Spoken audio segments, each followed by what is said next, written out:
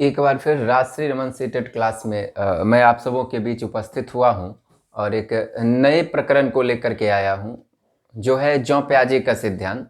वास्तविक नाम ज्यों प्याजे ही है, लेकिन हिंदी रूपांतरित स्वरूप के आधार पर हम लोग इसे जिन प्याजे के रूप में संबोधित करते हैं। तो ये एक ऐसा महत्वपूर्ण सिद्धांत है जो संज्ञानात्मक विकास अवस्थाओं को इंगित करता है और लगभग यूं कहिए कि सीटेट का आधा पाठ तो यहीं समझ आ जाता है। जिन प्याजे के सिद्धांत को जिसने समझ लिया, बेहतर ढंग से समझ लिया तो ये तय है कि आधा सीटेट वहीं क्रैक हो गया है, क्योंकि जिन प्याजे में ही पूरा का पूरा सीटेट का निचोड़ रखा हुआ है। बस प्याजे को यदि आपने समझ लिया तो आधे सीटेट को आपने निकाल लिया। तो आज हम जिन प्याजे के सिद्धांत को ही स्पष्ट करेंगे। पूरे विकास अवस्थाओं को, उनमें आने वाली विविध शब्दावलियों को हम वर्णित करेंगे और इस सिद्धांत को हम स्पष्ट करेंगे। तो जिन प्याजे का जो सिद्धांत है ये संज्ञानात्मक विकास अवस्थाओं से जुड़ा हुआ है। प्याजे महोदय का मानना है कि दुनिया का प्रत्येक प्राणी एक विकास अवस्थाओं से गुजरता हुआ विकसित होता है। तो शुरुआत हम करेंगे जिन प्याजे से कि जिन प्याजे थे कहाँ के। तो जिन प्याजे एक स्विट्जरलैंड के मनोवैज्ञानिक थे जिनका जन्म सन 1896 ईस्वी के 9 अगस्त को न्यू चैटल स्विट्जरलैंड में हुआ था और इनका पूरा जीवन काल 84 वर्षों का रहा था और इनकी मृत्यु 16 सितंबर 1980 ईस्वी को जिनेवा स्विट्जरलैंड में हुआ था। अर्थात इनका जन्म भी स्विट्जरलैंड और इनका पूरा कार्यकाल स्विट्जरलैंड में रहा और इनकी मृत्यु भी स्विट्जरलैंड में ही हुई। जिन प्याजे का जो संज्ञानात्मक विकास सिद्धांत आया है, ये जिन प्याजे के मन की एक व्याकुलता को संतुष्ट करने के संदर्भ में आया है। जिन प्याजे के मस्तिष्क में ये बातें उभरने लगी थी कि आखिर बालक इस दुनिया में कैसे विकसित होता रहता है और कैसे इस दुनिया के बारे में संज्ञानात्मक स्वरूपों को विकसित कर लेता है, कैसे विचार उसमें विकसित हो जाते हैं। इसी चीज को समझाने के लिए जिन प्याजे महोदय ने संज्ञानात्मक विकास सिद्धांत को लाया और संज्ञानात्मक विकास सिद्धांत के आधार पर बालक की मनोवृत्ति, उसकी योग्यताओं को समझने का प्रयास किया गया है अवस्थाओं के माध्यम से। जिन प्याजे कहते हैं कि हम जब इस दुनिया में पहली बार आते हैं या दुनिया में कोई भी बालक जब पहली बार पदार्पण लेता है तो धीरे धीरे उसमें विचार उत्पन्न होने लगते हैं। लेकिन विचार कैसे उत्पन्न होते हैं, इसी को इंगित करने के लिए उन्होंने अपने विकास अवस्थाओं को लाने का प्रयास किया। लेकिन सबसे पहले इन्होंने स्पष्ट किया कि बालक स्कीमा के माध्यम से सीखता है। स्कीमा शब्दावली का ही इन्होंने सबसे पहले प्रस्तुतिकरण किया और कहा कि बालक स्कीमा के माध्यम से ही सीखता है। अब यही वो स्कीमा है, अर्थात स्कीमा एक मानसिक नक्शा होता है और मस्तिष्क में जो तस्वीरें, जो एक मानचित्र फिट हो जाती हैं, हम उसी के आधार पर दुनिया के प्रति अपनी समझ बनाते हैं। अर्थात जिन प्याजे ने अपने सिद्धांत को समझाने के लिए, व्यवस्थित तौर पर इसे स्पष्ट करने के लिए स्कीमा शब्दावली का प्रस्तुतिकरण किया। अब स्कीमा को भी बेहतर अर्थ में समझाने के लिए इन्होंने कई शब्दावलियों को लाने का काम किया। अब उन शब्दावलियों में एक शब्दावली का स्वरूप है आत्मसातीकरण, अर्थात आत्मसातीकरण को लाने का काम किया। दूसरा आधार ये बताते हैं समायोजन। इसके अलावे सिर्फ इतना ही इन्होंने नहीं छोड़ा, इसमें दो और चीजों को इन्होंने लाया। वो दो स्वरूप है, एक को कहते हैं समावेशन और एक आधार बनता है जिसे कहते हैं साम्य धारण। अर्थात जिन प्याजे अपने सिद्धांत को स्पष्ट करने के लिए कई बिंदुओं को लाते हैं और उसी आधार पर अपने सिद्धांत को ये स्पष्ट करते हैं। अर्थात मूल रूप से सबसे पहले ये स्कीमा को समझाते हैं। ये कहते हैं कि स्कीमा एक मानसिक नक्शा है। बालक जिन स्वरूपों को जैसे मस्तिष्क में फिट किया है तो वो फिट होने के बाद उसके मस्तिष्क में एक मैप के तौर पर वो उभर जाता है। उसकी मानसिक क्षमता में वो जाके उसी तरह फिट हो जाता है। वही स्कीमा है, अर्थात एक मानसिक नक्शा है। अब मानसिक नक्शा के आधार पर ही अब समझाते हैं कि दुनिया की समझ इनमें कैसे विकसित होती है। तो प्याजे महोदय कहते हैं कि बालक सबसे पहले आत्मसात करता है। आत्मसातीकरण, आत्मसात करने से तात्पर्य है कि वो कहते हैं कि बालक आत्मसातीकरण करता है, यानी स्कीमा के आधार पर नया अनुभव वो बनाता है। स्कीमा के आधार पर ही अपने विचारों को वो समझता है, नए अनुभवों की समझ बनाता है। अब ऐसा करता क्यों है? तो एक साइकोलॉजिस्ट है अफ्रीकन, सीमर पेपर्ट, वो कहते हैं कि बालक जो आत्मसात करता है, इसका कारण होता है कि बालक के पास कोई विरोधाभास नहीं होता है। इसीलिए बच्चे शुरुआती समय में हूबहू उसी चीज को मान लेते हैं जैसा हम उसे बताते हैं। जिसका स्वरूप है कि हम बच्चे को कहते हैं कि पृथ्वी नाग के फन पर टिकी हुई है, तो बालक इसी चीज को मान लेता है कि हमारी ये धरती नाग के फन पर टिकी हुई है, शेष नाग के फन पर टिकी हुई है। ऐसा वो इसलिए मान लेता है क्योंकि स्कीमा के आधार पर उसने आत्मसात कर लिया है। इसका सबसे सुंदर उदाहरण देखिएगा कि एक छोटा बालक जब बोलना शुरू कर देता है, तो उस बोलना शुरू करने के दौरान अपने घर में मां को मां कह के संबोधित करता है। लेकिन मां को जब मां कहकर संबोधित करता है तो मां के विविध स्वरूपों को भी वो समझने का प्रयास करता है, एक नक्शा बना लेता है अपने मस्तिष्क में। और नक्शा के तौर पर वो ये बना लेता है कि जिसे वो मां कह रहा है वो साड़ी पहने रहती है। अब इसी स्कीमा के स्वरूप को वो आत्मसात कर लिया है, साड़ी को। अब दुनिया में जितनी भी महिलाएं उसे दिखाई पड़ती हैं, वो सभी को संबोधित मां कह के ही करता है। इसका कारण है कि स्कीमा में जो फिट हुआ है उसी के आधार पर बालक नया अनुभव बना रहा है, अपनी अनुभवों को विकसित कर रहा है, एक नई समझ बना रहा है।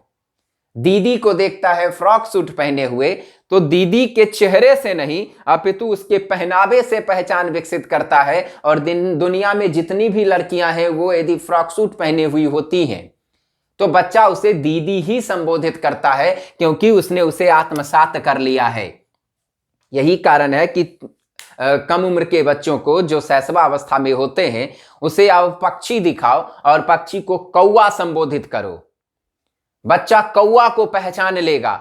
उसके बाद आप गौर करना, जितने भी पक्षी उसके घर के दरवाजे के ऊपर डगमगाएंगे, मंडराएंगे, बालक उन सभी पक्षियों को कौवा कौवा ही कहेगा।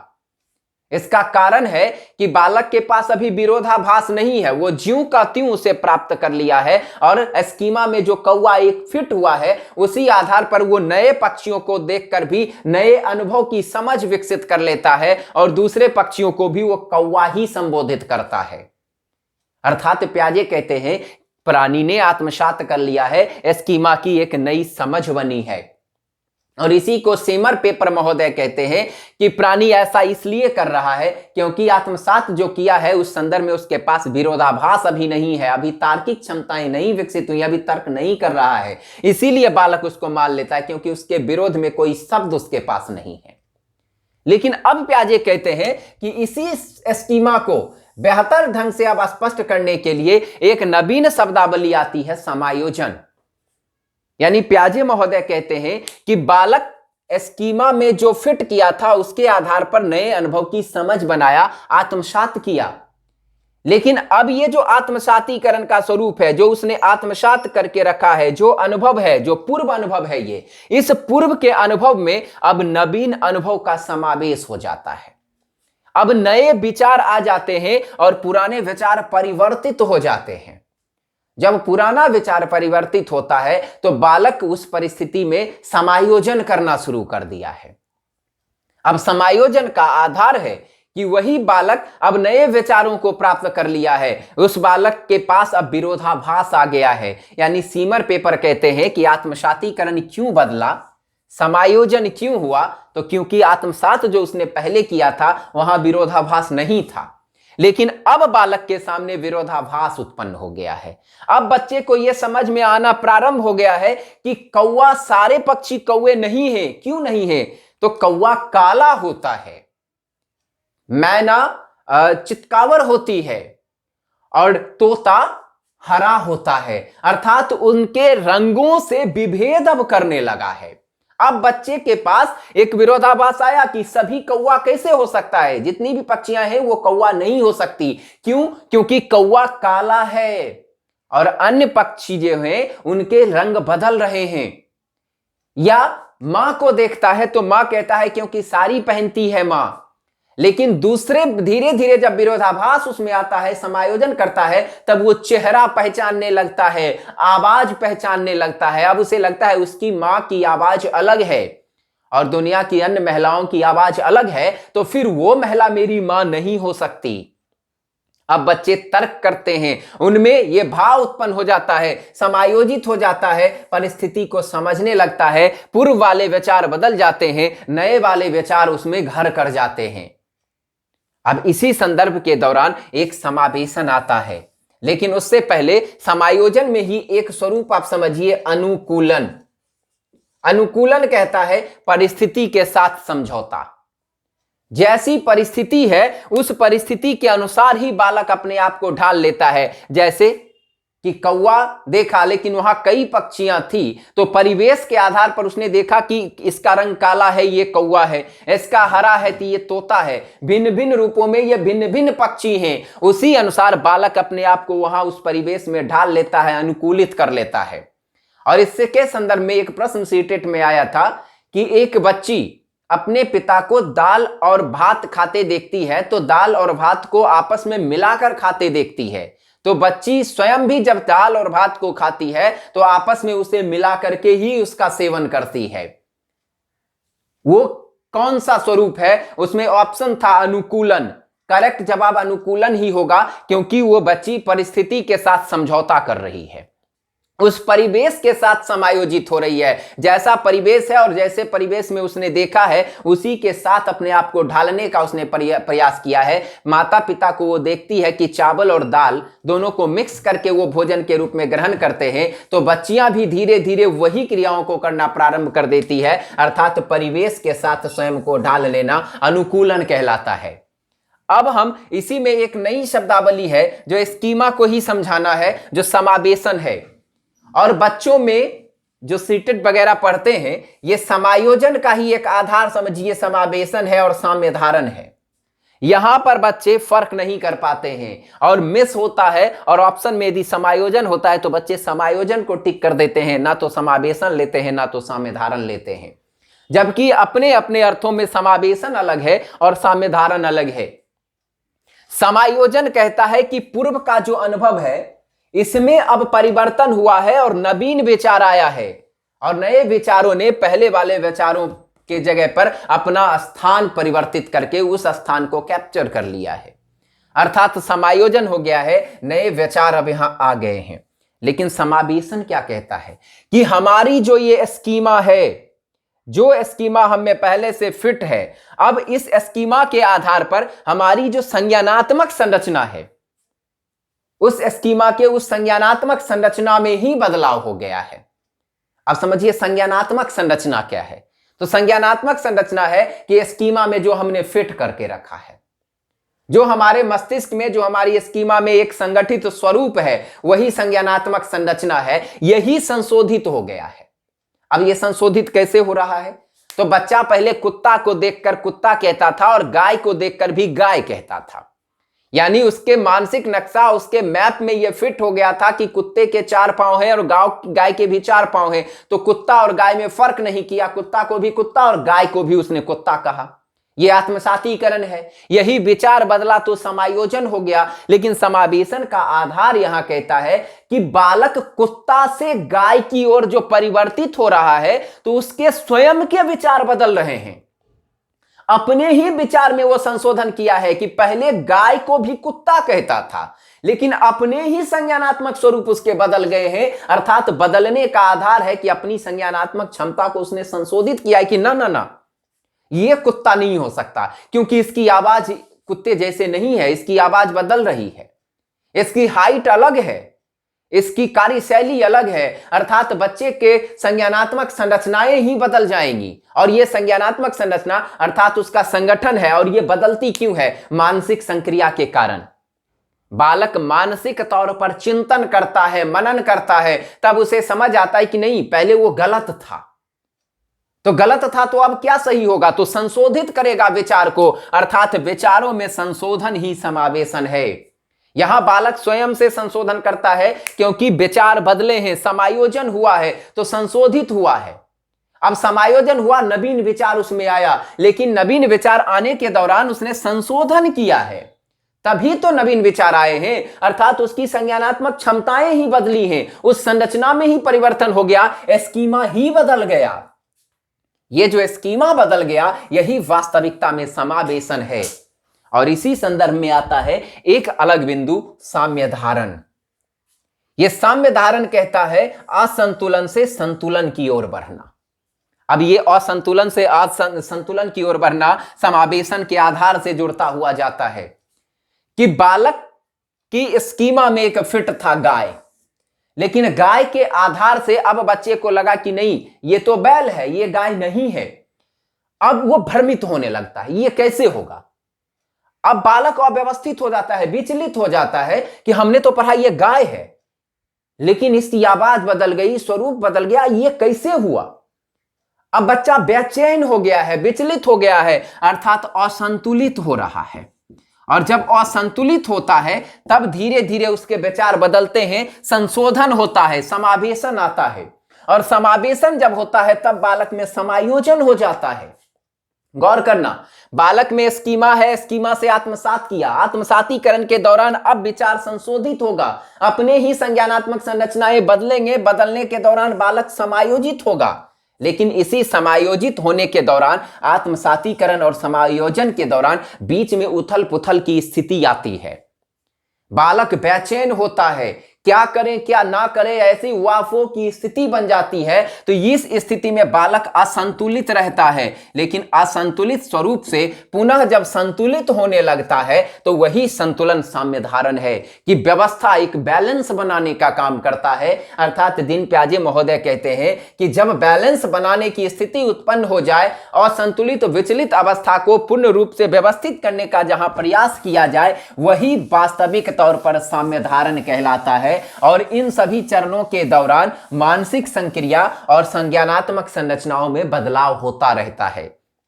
संज्ञानात्मक संरचना वास्तविक तौर पर मानसिक संगठन होता है, जो मैप हमने फिट कर लिया है उसी का संगठित स्वरूप होता है। और मानसिक संक्रिया मूल रूप से चिंतन की क्षमताएं होती हैं, जिसके आधार पर बालक समावेशन और समायोजन, साथ ही इस आधार पर बीच में साम्य धारण को प्रस्तुत करता है।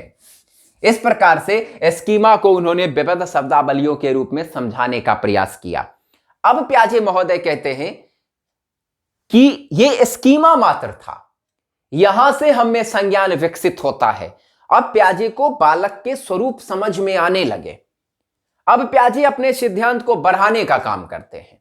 प्याजे महोदय कहते हैं कि हम ये जो स्वरूप है बालक का, विकसित जो बालक होता है, तो अब इस आधार पर विकास अवस्थाओं से वो विकसित होता है। और इसके लिए इन्होंने 4 प्रकार की विकास अवस्थाओं का वर्णन किया, जिसमें सबसे पहला आता है संवेदी क्रियात्मक अवस्था। संवेदी क्रियात्मक अवस्था के लिए इन्होंने एक उम्र सीमा निर्धारित कर दिया। यह पहला है संवेदी क्रियात्मक अवस्था। हम बारी बारी से सबको समझाएंगे। पहले संवेदी क्रियात्मक अवस्था, इस अवस्था के लिए इन्होंने उम्र रखा कि जन्म से लेकर के 2 वर्ष है, यानी बच्चा यहां जन्म लिया है, अब बच्चा 2 वर्ष तक की अवस्था तक इसी में गुजरेगा, या इसे हम कह सकते हैं इंद्रिय जनित गामक अवस्था। इंद्रिय जनित गामक अवस्था। यहां जिन प्याजे महोदय कहते हैं कि बालक की यह शैशवावस्था है, बालक यहां पर अपनी भावनाओं को अपने संवेदनाओं के माध्यम से इंगित करता है, अपनी इंद्रियों के माध्यम से इंगित करता है, और इसी माध्यम से बालक के विचार विकसित होते हैं, जो जन्म से लेकर 2 वर्ष के बीच में इन क्रियाओं को करता है।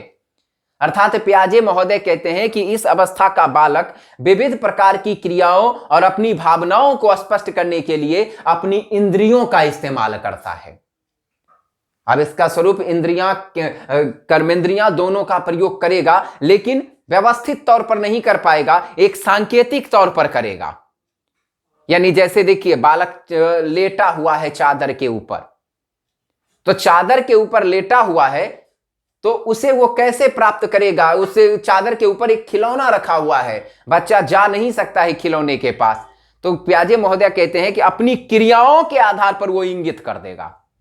इस अवस्था में अपनी कार्यशैली के आधार पर वो अपनी समझ को इंगित करता है अन्य लोगों तक। अब चादर को अपनी ओर खींचना शुरू करता है, और जब चादर खींचेगा तो खिलौना उसके पास आ जाएगा, और हमारे अंदर, हम जो उसके आसपास मौजूद व्यक्ति होंगे, उनमें भी यह समझ भाव आ जाएगा कि बालक आखिर चाह क्या रहा है। यानी ये सांकेतिक तौर पर अपने भावों को व्यक्त करने का काम करता है।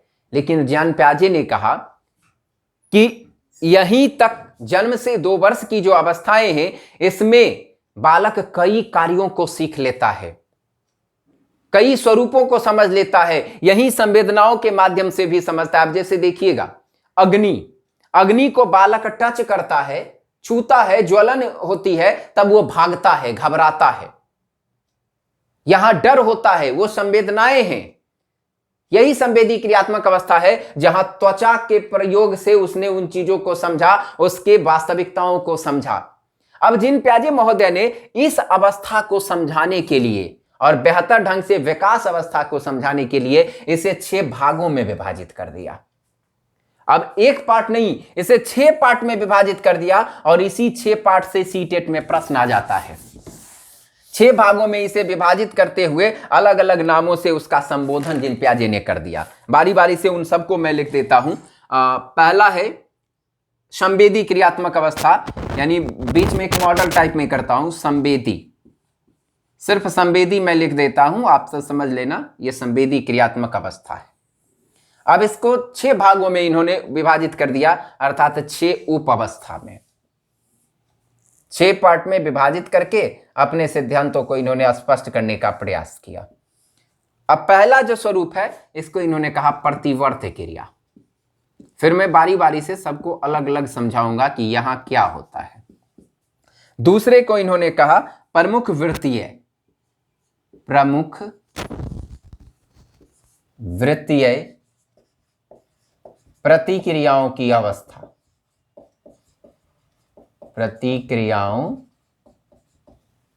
की अवस्था। तीसरे को कहते हैं गौण वृत्तीय, गौण वृत्तीय क्रियाओं की अवस्था।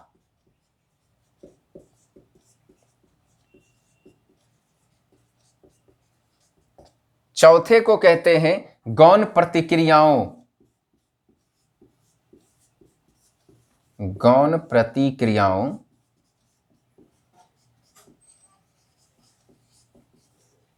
के समन्वय, समन्वय की अवस्था। पांचवें को कहते हैं तृतीय वृत्तीय क्रियाओं की अवस्था, और छठे को कहते हैं मानसिक संयोग द्वारा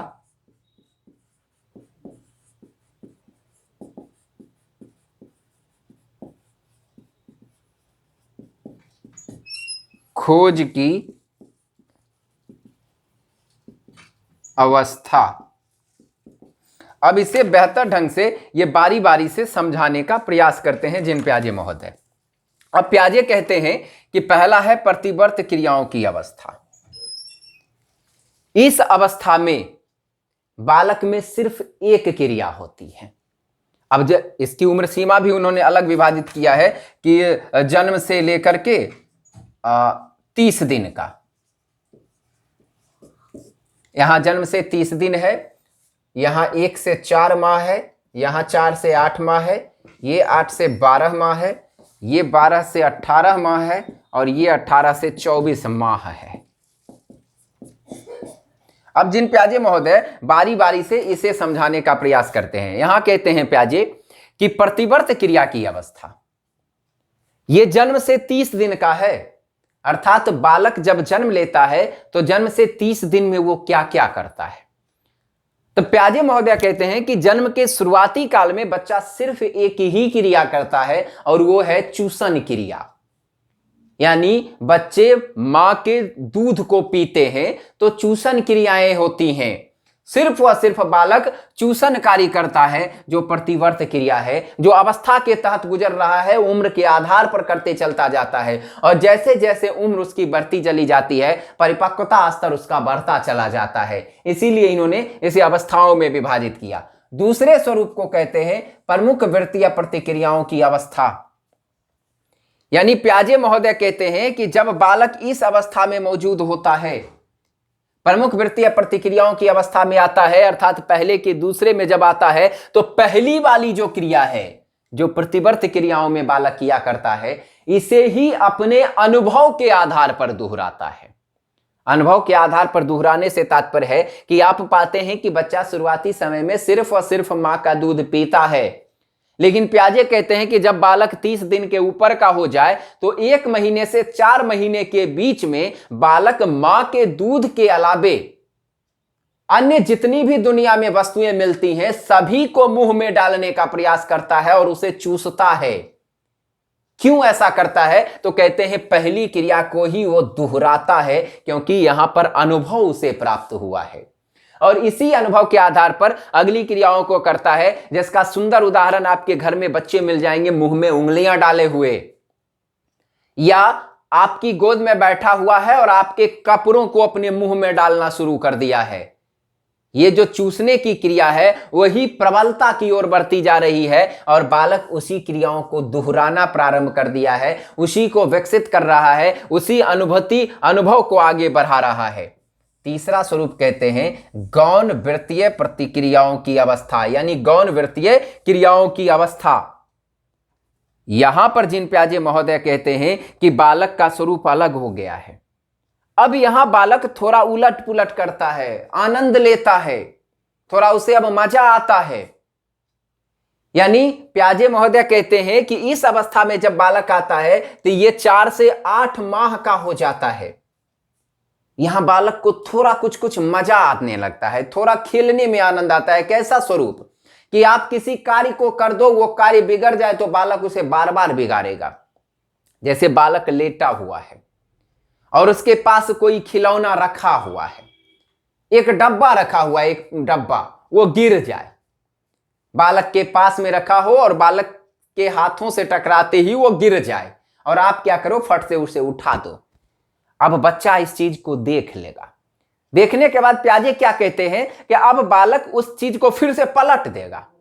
आप फिर उठाइए, बच्चा फिर पलट देगा। अब ऐसा क्यों कर रहा है? तो बालक कहते हैं, प्याजे कहते हैं कि बालक आनंद की प्राप्ति कर रहा है। ऐसा क्यों? क्योंकि उसे अब मजा आ रहा है। तो आनंद प्राप्ति के लिए, मजे लेने के लिए उन कार्यों को वो कर रहा है, सामानों को बिखरा रहा है, क्योंकि आप उन कार्यों को फिर से दोहरा देते हो। इसीलिए बच्चा आपसे अब मजे लेना लगा है, आनंद की प्राप्ति अब उसे होने लगी है। इसके बाद कहते हैं गौण प्रतिक्रियाओं के समन्वय की अवस्था। इस समन्वय की अवस्था के दौरान कहते हैं कि मूल रूप से बालक लक्ष्य उद्दिष्ट व्यवहार करता है। अब सीटेट में प्रश्न आएगा, वहां ऑप्शन दे देता है लक्ष्य उद्दिष्ट व्यवहार, अर्थात लक्ष्य को केंद्र में मानते हुए उसी के अनुरूप व्यवहार करना। वही स्वरूप यहां है, उसी का दूसरा नाम है गौण प्रतिक्रियाओं के समन्वय की अवस्था। इस अवस्था में प्राणी लक्ष्य उद्दिष्ट व्यवहार को करता है। अर्थात प्याजे महोदय कहते हैं कि बालक को यदि आप खिलौना दे दो, खेल रहा हो गेंद से, और गेंद उसकी हाथों से छूट जाए और आगे कहीं बढ़ जाए, तो बढ़ जाएगा तो बालक उसे ढूंढना शुरू कर देगा। अब ढूंढना क्यों शुरू कर रहा है? तो क्योंकि खेलना उसे उसी गेंद से है, इसलिए उसने लक्ष्य बना लिया है कि उसे ढूंढना है और बालक उसे ढूंढना प्रारंभ कर देता है।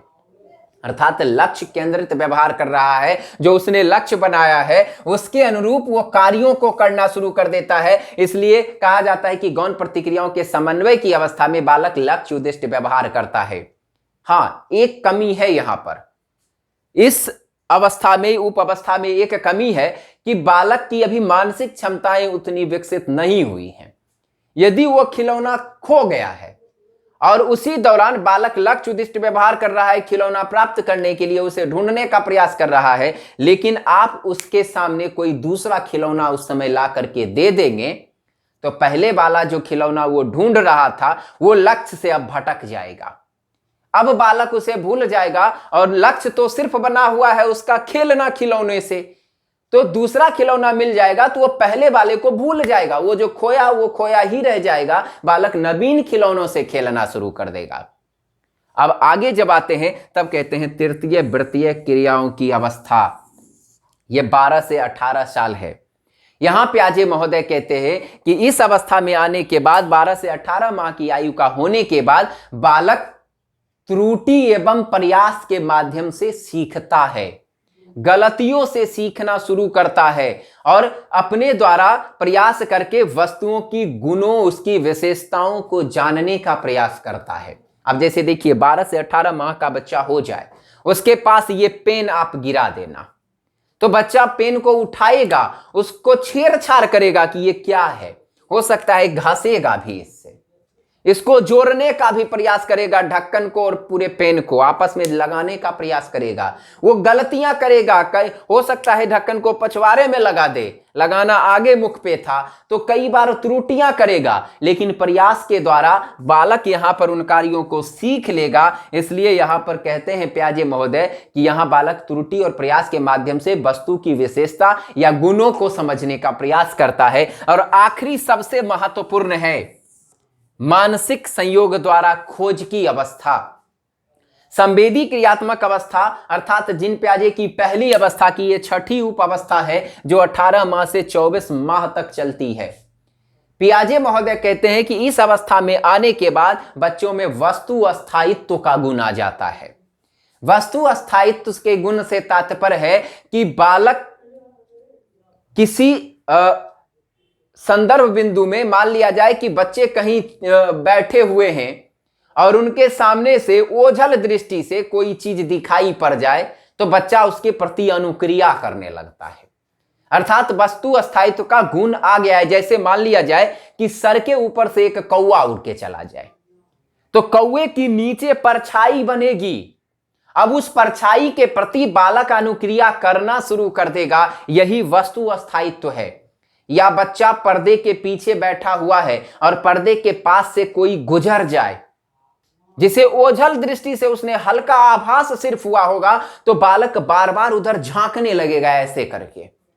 यदि वो बच्चा झांक रहा है तो निश्चित तौर पर बालक में वस्तु अस्थायित्व का गुण आ गया है, उसे पूर्ण रूप से आभास हो गया है कि सामने से कोई गुजरा है, वहां कोई ना कोई वस्तु थी। जबकि इससे पहले की अवस्थाओं तक बालक के आसपास से ओझल दृष्टि से आप गुजर जाते तो बच्चा आपकी ओर अनुक्रिया नहीं करता, लेकिन इस अवस्था में आने के बाद बच्चा अनुक्रिया करने लगता है। स्पष्टता प्याजे महोदय कहते हैं कि अनुक्रिया इसलिए करता है क्योंकि अब वस्तु अस्थायित्व का गुण उस बच्चे में आ गया है।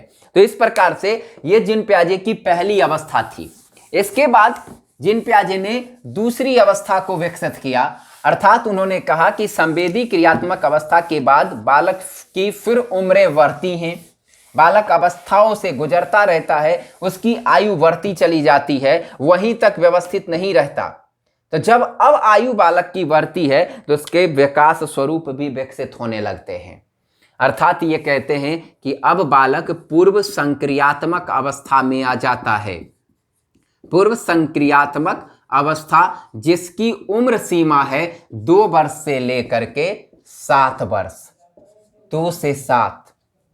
अब इसकी भी 2 उप अवस्थाएं इन्होंने बना दी हैं। एक को कहते हैं प्राक संप्रत्यात्मक अवधि, प्राक संप्रत्यात्मक अवधि, और दूसरे को कहते हैं अंतर्दर्शी अवधि, अंतर्दर्शी अवधि। अब इन दोनों की भी उम्र सीमा है, ये है 2 से 4 और इसकी उम्र सीमा है 4 से 7 वर्ष में है। तो ये भी वर्ष में है और ये भी वर्ष में है। पूर्व संक्रियात्मक अवस्था, यहां जिन प्याजे महोदय कहते हैं कि पहले से बच्चे ने जो संक्रियात्मक स्वरूप को प्राप्त किया है उसी आधार पर ये समझ बनाना शुरू करता है। अर्थात जिन प्याजे महोदय कहते हैं कि इस अवस्था में बालक सजीव निर्जीव में फर्क नहीं कर पाता है। अब पहले से विचार इसके मन में क्या था? तो पूर्व संक्रियात्मक अवस्था के दौरान पहले से उसके मन में यह विचार उत्पन्न होता था कि बच्चे का सर दुखता है, अर्थात उस बच्चे का सर दुखा था तो उसकी मां उसके बाल में तेल लगाई थी, सर में तेल लगाई थी, तो सर दर्द थोड़ा दूर हो गया था। बेटा रो रहा था तो मां थोड़ा उसको झपकी देती थी, गले लगाती थी और थपकी लगाती थी चुप कराने के लिए। अब यही बच्चा या बच्चियां गुड़िया के साथ खेलेगा तो इस पहले वाले क्रिया को यहां पर अप्लाई कर देगा। अब बच्चा उस गुड़िया को वैसे ही सहलाएगा जैसे उसकी मां उसे सहलाती है। यानी अब मां सर दर्द होने पर उससे तेल लगाती थी तो बच्ची को भी लगता है कि शायद गुड़िया का सर दुख रहा है, इससे तेल लगाओ। या दुर्गा जी के मेला देखल जाइ हो या कृष्णाष्टमी कोई भी मूर्ति के देखल जाइ हो मेला में, तो बच्चा पर गौर करी हो। बच्चा जब मेला देखे छे तो बच्चा की कहता है, मम्मी गे देखी न भगवान जी हमरे देख रहलखिन हन। वास्तविकता हम आप सब जानते हैं कि वो उसे नहीं देख रहे हैं, लेकिन बच्चा क्या कहेगा कि देखी न भगवान हमरे देखे छथिन, दुर्गा जी हमरे ने देखे छथिन, जन्ने जन्ने हम जाय छियै न ओनी ओनी हमरा देखे छथिन। ऐसन किया हो रहलन? जिन प्याजे महोदय कहे छथिन कि बच्चा में जीववाद आई गए हैं। जीववाद से तात्पर्य है कि बालक में अभी समझ विकसित नहीं हुई है, जिसके कारण सजीव और निर्जीव में वो फर्क नहीं कर पा रहा है, और सजीव निर्जीव में फर्क नहीं कर पाता है जिसके कारण मूर्ति की दुर्गा उसे सजीव दिखाई पड़ रही है और उसे लग रहा है कि जैसे वो उसे देख रही हैं। या दूसरे आधार पर देखिएगा कि बच्चा कहता कि चंदा मामा हमरा पीछा पीछा आए रहलखिन हन। बच्चा चल रहे हैं रास्ता में तो जन्ने जन्ने उजाय छे तो ओकरा लगे छे कि चंदो मामा हमरा पीछा पीछा आबै छथिन। यानी पूर्व से स्वरूप उसमें फिट हो गया है। यानी जिन प्याजे महोदय कहते हैं कि सजीव निर्जीव में बालक फर्क ही नहीं करता है। अब जैसे देखिए आप मोबाइल फोन पर बात करते हो, कहते हो हेलो, अब बच्चे को खिलौने वाला फोन दे देना, बच्चा देखिएगा जैसे आप हेलो कहते हैं, बटन दबाते हैं, फोन लगाते हैं, बच्चा खिलौने वाले फोन में वैसे ही बटन दबाएगा, कान में सटाएगा और हेलो कहेगा। ये ऐसा क्यों कह रहा है? क्योंकि उसे जीवता स्वरूप दिखाई पड़ता है, हर जगह जीववाद दिखाई पड़ता है, उसे मृत कोई दिखाई ही नहीं पड़ता है। बालक को लगता है कि पूरी दुनिया सजीव है और उसी आधार पर अपनी समझ बनाता है, और इसी को दो भाग में बांट दिया गया है। एक को कहते हैं प्राक संप्रत्यात्मक अवधि और दूसरे को कहा जाता है कि यह विचार का जो स्वरूप है यह है अंतर्दर्शी अवधि। अब प्राक संप्रत्यात्मक अवधि अर्थात जीववाद यही पाया जा रहा है। ये जो मैंने पूर्व संक्रियात्मक अवस्था के तहत जीववाद को समझाने का प्रयास किया, यह जीववाद वस्तुतः प्राक संप्रत्यात्मक अवधि में ही पाया जा रहा है। यहीं पर बालक को लग रहा है कि दुनिया में जितनी भी चीजें हैं वो सभी के सभी सजीव हैं। या दूसरा स्वरूप ये भी कह सकते हैं कि यही अवस्था है जहां बालक का भाषा विकास होता है। भाषा विकास की शुरुआत यही होती है, इसी पूर्व संक्रियात्मक अवस्था में, और पूर्व संक्रियात्मक अवस्था में यह प्राक संप्रत्यात्मक अवधि ही है जो भाषा विकास की तीव्रतम अवस्था है। यहीं से बच्चों में भाषा विकास होना प्रारंभ हो जाता है, बच्चा दुनिया की समझ बनाना शुरू कर देता है, और यहां पर बालक में आत्मकेंद्रता पाया जाता है। आत्मकेंद्रता से तात्पर्य है कि बालक अपने ही कार्यों में खोया रहता है। इसी चीज को देखिएगा तो वाइगोत्स्की महोदय कुछ अलग अर्थों में रखते हैं, लेकिन प्याजे महोदय कहते हैं कि आत्मकेंद्रता से तात्पर्य है कि बालक अपने कार्यों में मस्त रहता है, और यदि कोई प्राणी हस्तक्षेप करता है तो बालक उसका विरोध करता है, उस पर चिढ़ जाता है। आप गौर करना, एक छोटा बच्चा अपने खिलौने से खेलता रहेगा और जरा आप जाके उसके खिलौने को छू देना, देखना आपके ऊपर झल्ला के दौड़ेगा। ऐसा क्यों कर रहा है? तो प्याजे महोदय कहते हैं क्योंकि बालक प्राक संप्रत्यात्मक अवधि में है, उसमें आत्मकेंद्रता का गुण है। वो अपने कार्यों में हस्तक्षेप नहीं चाहता है, वो कतई नहीं चाहता है कि उसके कार्यों में कोई दूसरा व्यक्ति हस्तक्षेप करे, अर्थात बालक में आत्मकेंद्रता का गुण पाया जाता है। और दूसरा स्वरूप जो इसी की दूसरी अवस्था है वो है अंतर्दर्शी अवधि, 4 से 7 वर्ष। यानी अंतर्दर्शी अवधि यहां विचारों की व्युत्क्रमणीयता होती है। इसकी खास विशेषता है कि यहां विचारों में व्युत्क्रमणीयता होती है, और प्याजे के सिद्धांत में यही सभी कमियां हैं जो सीमाएं के तौर पर दिखाई पड़ती है कि प्राणी में जीववाद है, विचारों की व्युत्क्रमणीयता पाई जाती है। प्याजे महोदय कहते हैं कि अंतर्दर्शी अवधि जो है, ये जो विशेषताएं हैं, इस अवधि में जो बालक में विचारों की व्युत्क्रमणीयता है, इसके तहत बालक के विचार सिर्फ सीधी रेखा में गमन करते हैं, विपरीत दिशा में गमन नहीं कर पाते हैं, सिर्फ सरल रेखा में जाते हैं। अर्थात 2 गुना 2 बराबर 4 होता है, 4 भागा 2 बराबर 2 होगा। तो बच्चा सिर्फ कितना जानता है? तो प्याजे महोदय कहते हैं कि 2 गुना 2 बराबर 4 बच्चा सिर्फ जानता है। अंतर्दर्शी अवधि में विचारों की व्युत्क्रमणीयता पाई जाती है। इस अवस्था में आने के बाद बालक 2 गुने 2 बराबर 4 जानता है, 4 कर लेगा। और इतना ही नहीं, 4 भागा 2 बराबर 2 भी कर देगा। लेकिन यदि आप उसे यह पूछिएगा ना कि बेटा ये 2 कैसे आया, ये समझ नहीं है उसके पास, इसकी समझ ही विकसित नहीं है। अर्थात प्राणी अंतर्दर्शी अवधि में है, उसमें यह भाव विकसित नहीं है, यह समझ विकसित नहीं है। इसके बाद प्याजे महोदय कहते हैं कि अब हम तीसरी अवस्था की ओर बढ़ेंगे, जो है मूर्त क्रियात्मक अवस्था। इसे किसी अलग उपावस्थाओं में विभाजित नहीं इन्होंने किया है, लेकिन इस अवस्था के बारे में इन्होंने बताया है कि यहां प्राणी किसी भी स्वरूप को समझने के लिए मूर्त रूप चाहता है और मूर्तता के आधार पर ही तर्क करता है। अर्थात तर्क की शुरुआत यही होती है। तर्क व्यवस्थित अंतिम अवस्था में होता है, लेकिन तर्क की शुरुआत इसी अवस्था में होती है जिसकी उम्र सीमा 7 वर्ष से 11 वर्ष है। यानी इस सिद्धांत के आधार पर कहा जाता है, प्याजे महोदय कहते हैं कि इस विकास अवस्था में 7 से 11 वर्ष की अवधि में बालक मूर्त वस्तुओं के प्रति अनुक्रिया करता है। जो चीजें मूर्त तौर पर उसके सामने मौजूद होंगी उसी के प्रति अपनी समझ बनाएगा, अन्यथा अपनी सोच को विस्तारित नहीं कर पाएगा। अर्थात यहां पर इस अवस्था में अमूर्त तौर पर चिंतन नहीं कर सकता है। लेकिन बालक यहां तर्क करता है और उस तर्क का आधार मूर्तता होता है, यानी तर्क की शुरुआत इस अवस्था में हो जाती है। इस अवस्था में तर्क की शुरुआत हो जाती है और प्राणी यहां से इसमें पलटावी गुण पाया जाता है। अब देखिएगा, पूर्व संक्रियात्मक अवस्था में मैंने कहा था कि विचारों की व्युत्क्रमणीयता होती है, लेकिन इस अवस्था में आने के बाद बालक में पलटावी गुण आ जाता है। यानी विचार अब विपरीत दिशा में भी गमन करते हैं। पहले सिर्फ सीधी रेखा में गमन करते थे, अब बालकों के विचार विपरीत दिशा में भी गमन करते हैं। अर्थात बालक 2 गुने 2 बराबर 4 और 4 भागा 2 बराबर 2 ये कर लेगा। इसकी समझ भी विकसित इसमें हो जाएगी। साथ ही ऐसे बच्चों में संरक्षण का गुण आ जाएगा। अब संरक्षण का गुण से तात्पर्य होता है कि गुण विशेषता आदि का भाव समझ में आ जाएगा। अर्थात कोई भी स्वरूप, कोई भी वस्तु, उसकी आकृति कितनी भी क्यों ना बदल जाए, लेकिन उसके स्वरूप, उसकी विशेषताएं नहीं बदलेंगी, इनकी समझ बालक में आ जाएगा। जैसे उदाहरण तौर पर समझिए कि 1 गिलास पानी है, इसमें 1 गिलास पानी है।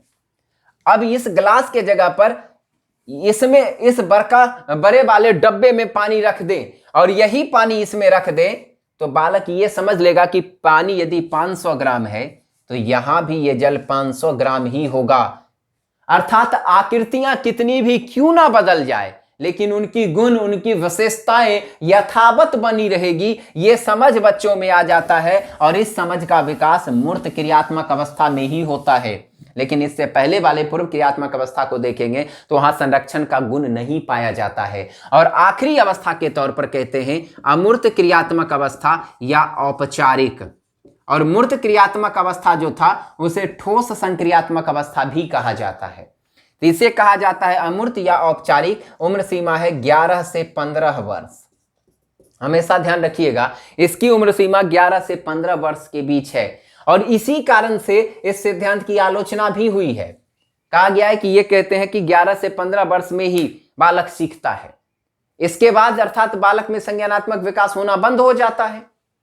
वस्तुतः आलोचक इनके सिद्धांत को इस रूप में आलोचित किया है, पर जिन प्याजे का, मेरा जैसा मानना है कि जिन प्याजे का ऐसा आधार नहीं होगा। जिन पियाजे ने 15 वर्ष तक यदि रखा है तो 15 वर्ष तक में उनका आधार रहा होगा कि बालक में इस प्रकार की सभी संज्ञानात्मक धारणाएं इस उम्र तक आ जाती हैं। इसके बाद और विकसित भले हो सकता है, लेकिन आने की योग्यता यही उम्र है कि यहीं तक में बच्चा इन चीजों को सीख लेता है।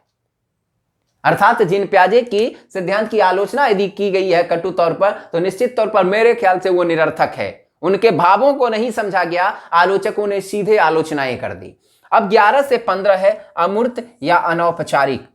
यहां पर जिन पियाजे महोदय कहते हैं कि बालक निगमनात्मक तर्क करता है, चिंतन करता है, व्यवस्थित तौर पर दुनिया को समझता है और अपने विचारों को रखता है, कल्पना करता है और व्यवस्थित कल्पना करता है, अर्थात ये पूर्ण तर्कता की अवस्था है।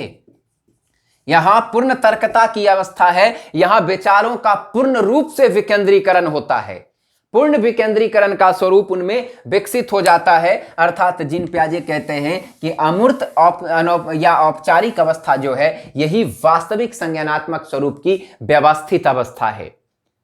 तो इस प्रकार से पूरा पियाजे का सिद्धांत समाप्त हो गया है। लेकिन अब जो आपने सिद्धांत पियाजे का पढ़ा है इसमें कई स्वरूपों को आप समझेंगे। अब हम कई रूपों को इसमें समझेंगे कि जो भिन्न भिन्न अवस्थाएं थी, उन अवस्थाओं में आपने पहली अवस्था के 6 उप अवस्थाओं के आधार पर विशेषताओं को समझा। अब हम बारी बारी से उनकी अवस्थाओं में आने वाले विभिन्न प्रकार के स्वरूपों को भी विकसित करेंगे कि वो क्या है। अब जैसे देखिए, पूर्व क्रियात्मक अवस्था में कई शब्दावलियों का प्रस्तुतिकरण जिन पियाजे ने किया है, उन शब्दावलियों में ही उनकी विशेषताएं छिपी हुई है कि पूर्व क्रियात्मक अवस्था में कहा जाता है कि बालक में प्रतीकात्मक खेल खेलता है। प्रतीकात्मक खेल से तात्पर्य है कि अनुकरण वाला खेल, अनुकरणात्मक खेल बालक खेलता है। इसके अलावे दूसरा स्वरूप कहते हैं कि बच्चे में प्रतीकात्मक विचार उत्पन्न होते हैं। ये विविध प्रकार के शब्दावली हैं, इसी के माध्यम से इसके सिद्धांत को स्पष्ट किया गया है। इसके अलावे कहते हैं कि इस अवस्था में बालक में केंद्रीकरण का भाव पाया जाता है। तीसरा स्वरूप कहते हैं कि अंतःप्रज्ञात्मक विचार उत्पन्न होते हैं। अंतःप्रज्ञात्मक विचार उत्पन्न होते हैं। चौथा स्वरूप कहते हैं कि दूसरों के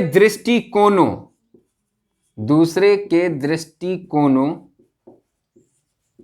को समझने लगता है।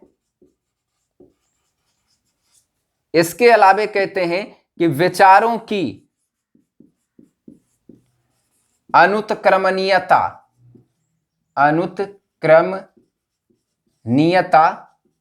या इसे व्युत्क्रमणीयता भी आप कह सकते हैं, व्युत्क्रमणीयता।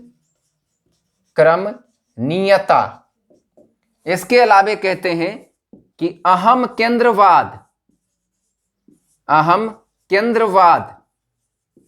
जीववाद एवं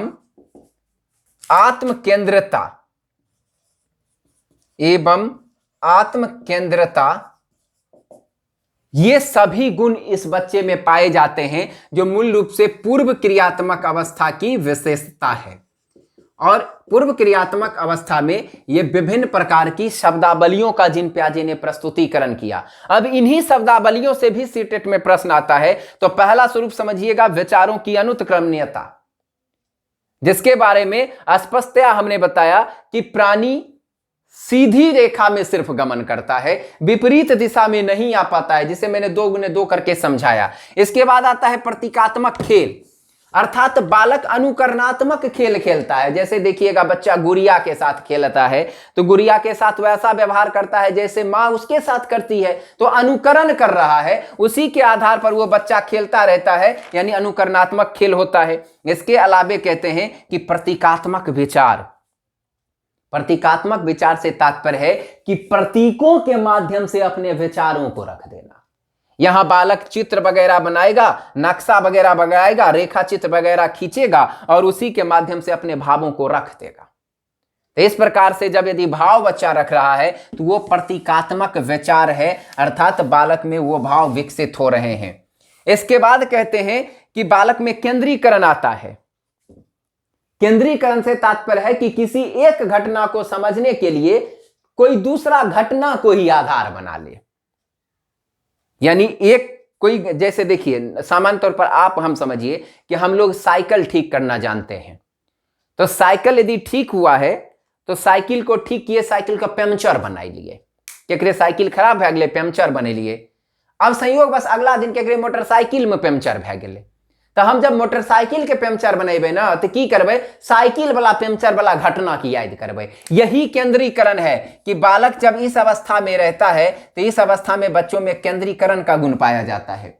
बालक किसी अन्य घटना को आधार बनाते हुए नवीन समस्या के संदर्भ में सोचता है, नवीन विचारों के बारे में सोचता है। इसके बाद आता है अंतःप्रज्ञात्मक विचार।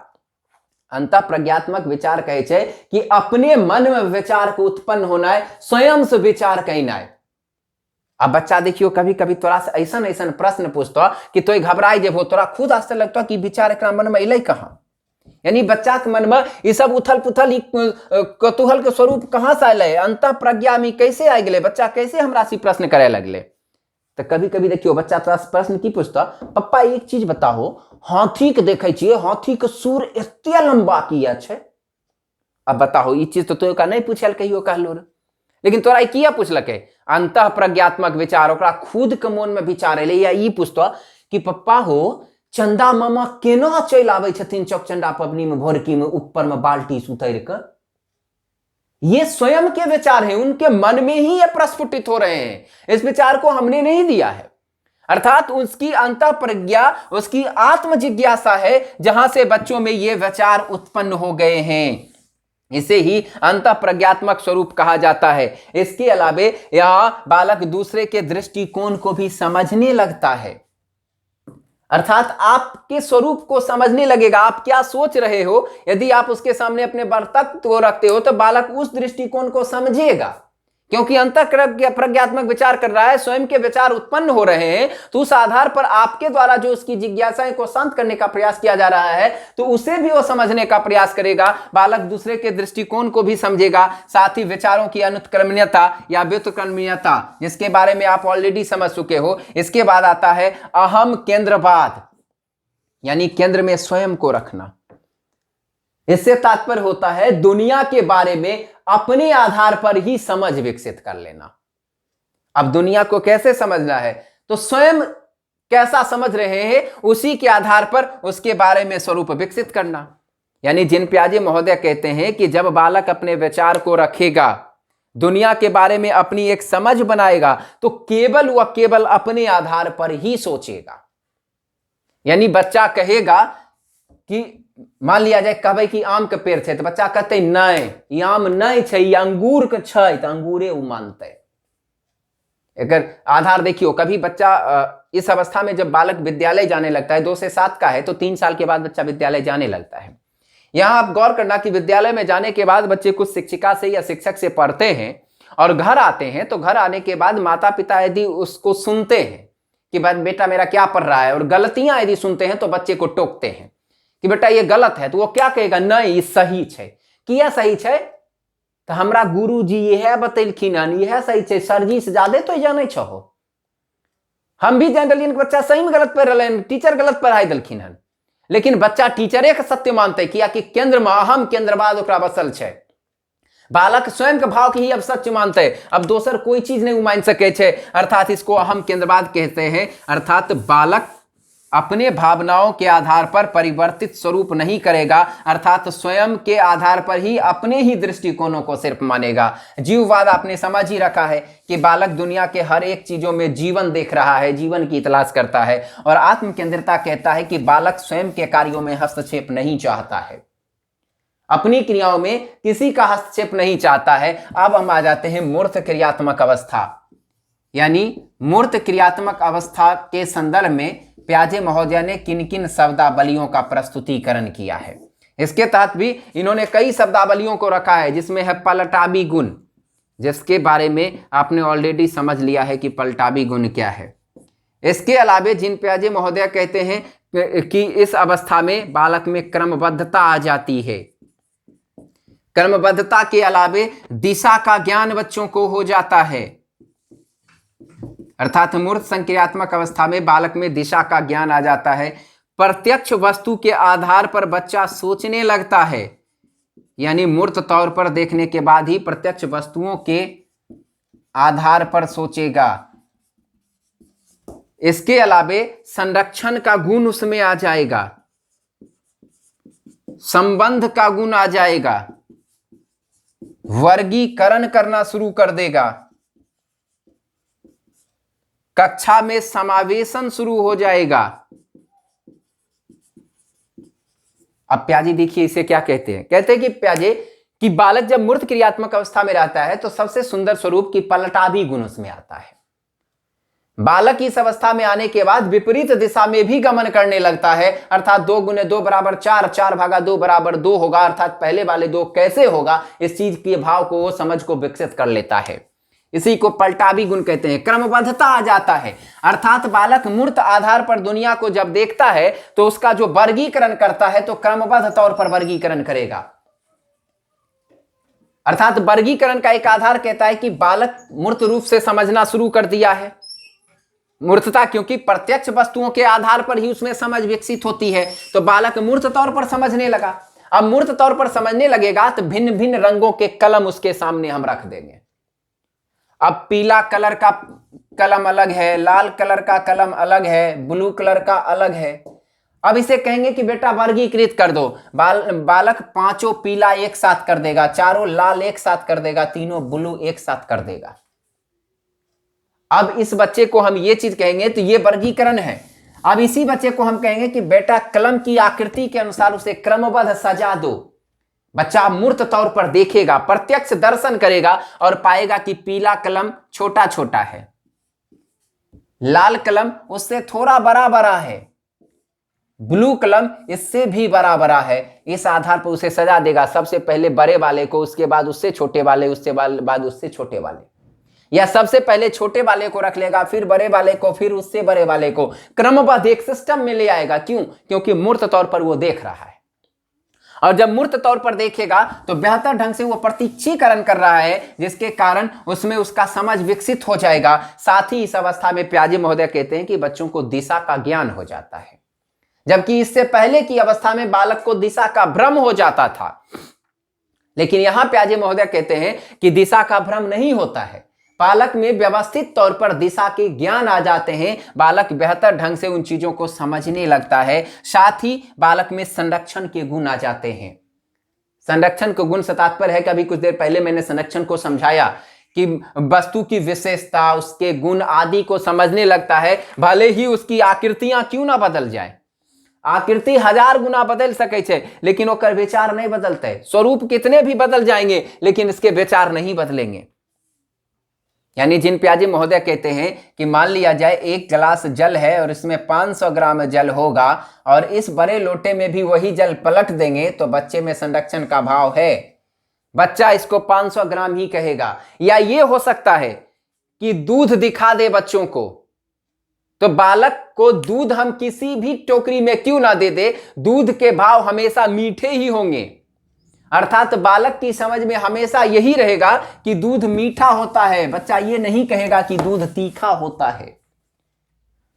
यानी आकृतियां बदल सकती हैं, स्वरूप बदल सकते हैं, परंतु वास्तविक विशेषता या गुण उसके नहीं बदलेंगे। ये भाव जब बच्चों में आ जाता है तो यही संरक्षण है। साथ ही बालक विविध स्वरूपों में संबंध भी स्थापित कर सकता है, 2 वस्तुओं के बीच संबंध भी स्थापित कर सकता है। यानी गाय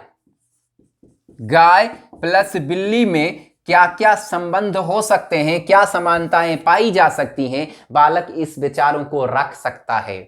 अर्थात बच्चे संबंध स्थापना का कार्य इस अवस्था में आने के बाद कर सकते हैं। और आखिरी जो स्टेज है उसे कहते हैं कि बालक में जो गुण आता है, जो भाव आता है, वो वास्तविक स्वरूप में जो है वो विकेंद्रण का है, अर्थात अमूर्त अवस्था। अमूर्त क्रियात्मक अवस्था जो होता है, इसमें बच्चा चिंतन करता है और चिंतन पहले की अपेक्षा ज्यादा व्यवस्थित होता है। जैसे चिंतन की शुरुआत मूर्त क्रियात्मक अवस्था में हो जाती है, पर व्यवस्था बेहतर नहीं रहता है, बेहतर ढंग से फिट नहीं रहता है। लेकिन यहां पर बालक व्यवस्थित हो जाता है, अमूर्त चीजों अर्थात वस्तुएं उसके सामने मौजूद नहीं है, लेकिन फिर भी बच्चा चिंतन करना शुरू कर देता है, कल्पना के आधार पर दुनिया के बारे में अपनी समझ बना सकता है, निगमनात्मक चिंतन कर सकता है, अर्थात नियमों के आधार पर चिंतन को व्यवस्थित ढंग से विस्तृत कर सकता है। बालक बेहतर ढंग से अपने आप को प्रस्तुत करने का प्रयास कर सकता है। साथ ही प्याजे महोदय कहते हैं कि यहां पूर्ण रूप से अमूर्त चिंतन करेगा और विकेंद्रन का भाव आ जाएगा। अब देखिए ये विकेंद्रीकरण क्या है। वस्तुतः विकेंद्रीकरण के दौरान पाया जाता है कि बालक जब दुनिया के प्रति समझ बनाता है तो विकेंद्रीकरण के भाव के आधार पर उसकी दुनिया के प्रति एक अलग समझ बन जाती है। बालक दुनिया को अलग रूपों में देखने लगता है। यानी जिन प्याजे महोदय कहते हैं कि बालक में जब विकेंद्रीकरण आएगा तो दुनिया के वास्तविक स्वरूपों को वो समझने लगेगा, उसकी वास्तविकता से वो परिचित हो जाएगा, उसके वास्तविक आधार को वो समझ लेगा, यानी उसकी समझ विकसित कर लेगी, यानी विशेष जानकारी जो बच्चों ने प्राप्त कर रखा है। लेकिन बालक के बारे में कहा जाता है, जिन प्याजे ने स्पष्ट रूप से कहा है कि जब बालक 4 या 3 माह का होता है तो वस्तु विशेष की जानकारी को वो क्या करता है, आत्मसात कर लेता है, अपने मन में वो फिट कर लेता है। लेकिन वही बालक जब 2 वर्ष की अवस्था का हो जाएगा, यानी 3-4 माह का था तो उस समय विचारों को फिट किया, आत्मसात किया। लेकिन जब 2 से 4 वर्ष का बालक हो जाता है, 2-4 वर्ष का जब बच्चा हो जाएगा, तब कहते हैं कि इस अवस्था में बालक वस्तु विशेष की वास्तविकता को समझने लगता है। अब वास्तविकता क्या है? पहले हम कहते थे कि गाय है तो बच्चा गाय के 4 पांव देखा, इस आधार पर बिल्ली को भी गाय कह दिया, ये आत्मसात कर लिया। लेकिन जैसे ही उम्र बढ़ी तो उसकी वास्तविकता से वो परिचित हो गया, विकेंद्रन हो गया, उसके ज्ञान फैलने लगे। अब बालक गाय को गाय, कुत्ता को कुत्ता, इन सब में समायोजन जो हुआ है, इसका कारण उसका पूर्ण विकेंद्रीकरण है, जिसके कारण उसकी वास्तविकता से वो परिचित हो गया है और उसके वास्तविक स्वरूप को ही समझना शुरू कर दिया है। इसलिए इसे प्याजे कहते हैं कि अमूर्त क्रियात्मक अवस्था में आने के बाद बच्चों में विकेंद्रीकरण का गुण पाया जाता है। और एक आधार कहता है कि बालक में अर्थात व्यवहार के तौर पर एक स्वरूप है स्कीम्स। आखिरी बिंदु हम लेकर चलते हैं स्कीम्स। ये सेटेट का लास्ट बिंदु है, लास्ट शब्दावली है कि एक आपने पढ़ा स्कीमा, कि स्कीमा अर्थात एक मानसिक नक्शा है जो हम अपने मस्तिष्क में फिट कर लेते हैं। लेकिन स्कीम्स कहता है कि व्यवहार में जो क्रियाएं समाई हुई है उसी को दोहराना, अर्थात हमारे व्यवहार के जो संगठित स्वरूप हैं उसको बार बार दोहराना, वही स्कीम्स है। जैसे देखिएगा कि एक बालक विद्यालय जाता है तो विद्यालय जाने से पहले रोज नित्य क्रिया करके, ब्रश करके, भोजन करके, कपड़ा पहनेगा और बैग टांगेगा और सीधा स्कूल चला जाएगा, और स्कूल से आने के बाद फिर कपड़ा वहीं खोलेगा और बैग वहीं टांग देगा। ये क्रिया वो नित्य करता है, उसे कोई करने के लिए नहीं करता है। वस्तुतः ये जो कर रहा है यही स्कीम्स है कि उसके व्यवहार में वो संगठित हो गया है, उन कार्यों को वो नित्य दोहराता रह जाता है। अर्थात जिन प्याजे के सिद्धांत में स्कीमा से प्रारंभ होकर स्कीम्स पर अपने सिद्धांत को उन्होंने बंद कर दिया है। तो एक बार फिर से अमूर्त क्रियात्मक अवस्था की विशेषता को आप देख लीजिए कि अमूर्त क्रियात्मक अवस्था में क्या क्या पाया जाता है। एक तो चिंतन पहले से ज्यादा लचीला हो जाता है, यानी चिंतन की शुरुआत, तर्क की शुरुआत मूर्त में होती है, मूर्त चीजों को देखकर, लेकिन यहां अमूर्त तौर पर होता है और लचीला एवं व्यवस्थित हो जाता है। दूसरा कहता है कि विकेंद्रीकरण का गुण पूर्ण रूप से विकसित हो जाता है, विकेंद्रीकरण पूर्ण विकसित हो जाता है। इसके अलावे बालक काल्पनिक रूप से चिंतन करने लगता है, यानी समझ लो काल्पनिक रूप से की करते हैं। तो जैसे हम कहबे कि बेगूसराय बेहतर शहर है, बेगूसराय को बच्चे ने देख लिया तो इस आधार पर कहेगा कि पटना बिहार की राजधानी है, तो काल्पनिक तौर पर पटना की सुंदरता को वो आंक लेगा, उसकी कल्पना कर लेगा, वही काल्पनिक चिंतन है। इसके अलावे बालक में निगमनात्मक चिंतन होता है, निगमनात्मक चिंतन, और साथ ही बालक 5वें स्वरूप में अमूर्त रूप से चिंतन करता है। तो इस प्रकार से जिन प्याजे ने अपने सिद्धांत को पूर्ण व्यवस्थित तौर पर प्रस्तुत करने का प्रयास किया, और वास्तविक तौर पर आप देखिएगा तो दुनिया का जितना भी प्राणी है, खास करके हम आप, या दुनिया का कोई भी प्राणी, विकास अवस्था के बारे में भी आपने पढ़ा था विकास के सिद्धांत में कि दुनिया का प्रत्येक प्राणी एक प्रतिरूप, एक रूपता सब में पाई जाती है विकास के दौरान। वही स्वरूप यहां भी दिखाई पड़ रहा है कि जीन पियाजे के आधार पर, कि जीन पियाजे महोदय कहते हैं कि बालक का विकास अवस्थाओं में होता है और एक अवस्था के बाद दूसरे अवस्थाओं से वो बढ़ते हुए उसकी संज्ञानात्मक संरचनाएं विकसित होती है, बालक के भाव विकसित होते हैं। साथ ही जीन पियाजे ने कहा कि बालक खोजी प्रवृत्ति का होता है, इसलिए एक शिक्षक को भी खोजी होना चाहिए। और जब शिक्षक बच्चों के सामने शिक्षण करे तो उसमें एक ऐसी अभिप्रेरणा, एक ऐसी ललक पैदा कर दे शिक्षक कि बालक खोजने के लिए व्याकुल हो जाए, तत्पर हो जाए और करके सीखने का प्रयास करे। अर्थात पियाजे महोदय कहते हैं कि बालक खोजी होता है और स्वयं से करके सीखता है और अपनी संवेदनाओं का भी प्रयोग करते हुए अपने आप को अभिप्रेरित करके खोजते हुए करके सीख लेता है।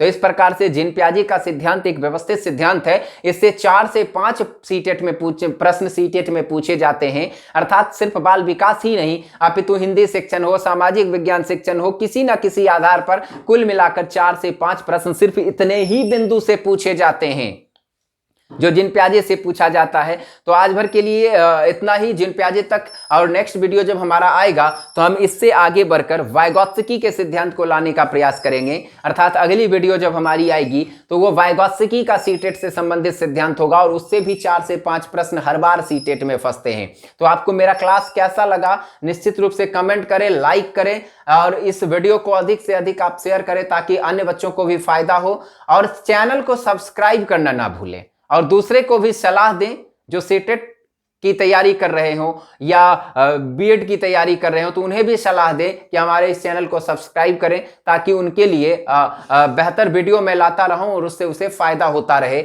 और विविध प्रकार के मैं गाइडों का भी निर्माण करते रहता है, तो उसका भी स्वरूप यहाँ विकसित किया जाएगा, उसकी भी विशेषताओं को इंगित किया जाएगा। तो अन्य बच्चों को भी सलाह दें कि वो हमारे सीटेट के इस चैनल से जुड़े रहे, राजश्री रमन सीटेट क्लास से, और चैनल को आप सब्सक्राइब कर लें। सब्सक्राइब करने के बाद आपको एक घंटे वाला बटन राइट साइड में मिलेगा, उसे भी आप दबा दें ताकि जितने भी वीडियो मैं डालूं उसका नोटिफिकेशन आपको क्विकली मिल जाए और आप हमारे वीडियो को आसानी से देख पाएं। और हमेशा ध्यान रखिएगा कि कभी भी मेरे वीडियो को देखने के दौरान आप स्किप मत किया करें। व्यवस्थित तौर पर बेहतर ज्ञान आप चाहते हैं तो मेरी पूरी वीडियो आप देखा करें। हमेशा प्रत्येक टॉपिक से सीटेट के प्रश्न आपको फंस के मिलेंगे और गारंटी देता हूं कि जब आप परीक्षा में जाओगे तो मेरे इस लेक्चर को यदि बेहतर ढंग से सुने होगे तो निश्चित तौर पर आपको प्रश्न फंसेंगे, मिलेंगे और आप जरूर बेहतर जवाब उसका दे करके आओगे और आपको सफलता भी मिलेगी। तो नेक्स्ट वीडियो में हम आएंगे लेकर के आप सबके लिए बाल विकास के ही संदर्भ में वाइगोत्स्की का सामाजिक सांस्कृतिक सिद्धांत या वाइगोत्स्की का निर्मितिवादी सिद्धांत। आज भर के लिए इतना ही, धन्यवाद।